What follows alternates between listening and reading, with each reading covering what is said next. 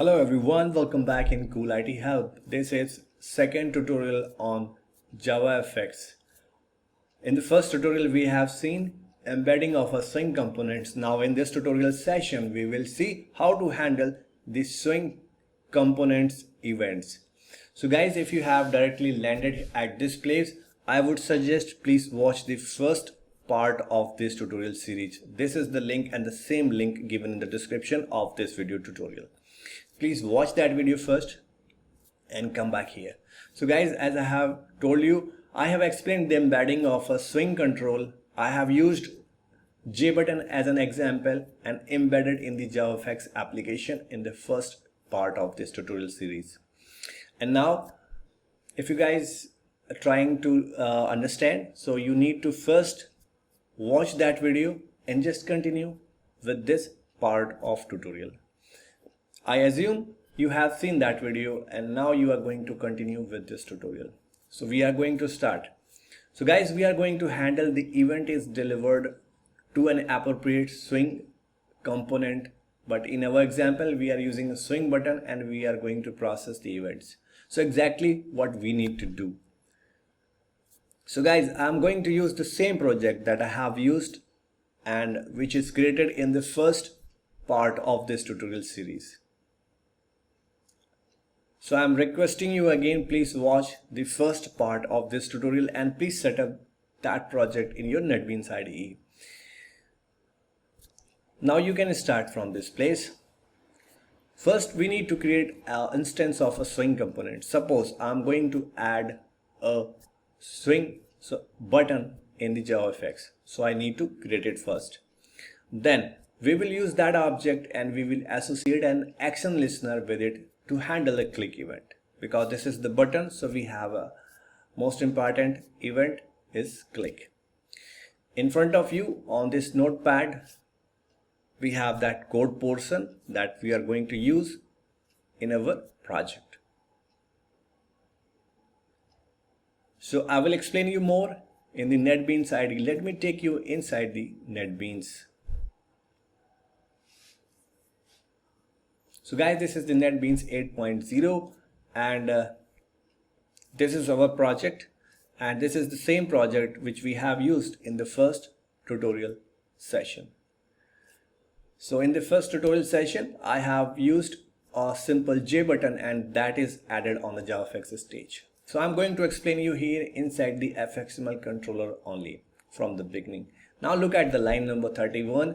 So this is the FX ID of the anchor pan, because anchor pan is the base pan and we need this object to add the another swing node on this stage. And guys, leave this handle button action. This is the action handler for JavaFX button. Now at line number 34 we have declared one JButton. So we will instantiate this JButton inside the initialize method. Now I am taking you inside the initialize method. Now look at the line number 43. We are instantiating a JButton and we have just passed a string. So that string will be printed on the button. As usual, we know to add a swing component we need to create the instance of a swing node class, and we are doing the further step. Create swing content, and this is the method which I have already explained in my first tutorial. Now the important line is 48. So we are using the myAnchor fx ID, or you can call it the object, and we calling the getChildren method. Then we are calling the add method, and then we are passing the swing node, because swing node wrap our JButton and this will be put on a JavaFX stage. So all these three lines explained in my first tutorial session. So you can see that and you can get a good understanding. Now guys, the important thing started here at line number 15. So we are associating action listener method with the JButton. So simply calling b1.addActionListener method and we are passing the instance. You can say the action listener is an interface and we are implementing this and we are overriding its method action performed. So once you try to write this, the code will automatically appear here and you don't need to remember this. But remember one thing, what activity you want on the click action, you have to put inside this action performed method. Simple. So I have used one SYSO statement and we simply printing one string on the console. So we can test it, is this working or not. So this is the selected portion which will take the event and process the event, and finally this will print some string on the console. Now I'm taking the clean build of this project and I will run it and then we will test it.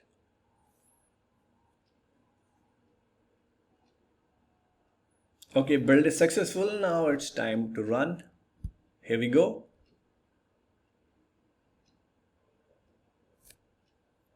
Okay, here's our stage. And now you can see we have two buttons. First button is a J button and the second one is a javafx button. Okay guys, so as you know, this is already implemented. javafx button is working properly. Now it's time to check our J button only. So let me click on this button. Okay, just clicked and one line is printed. Now again I will click on it.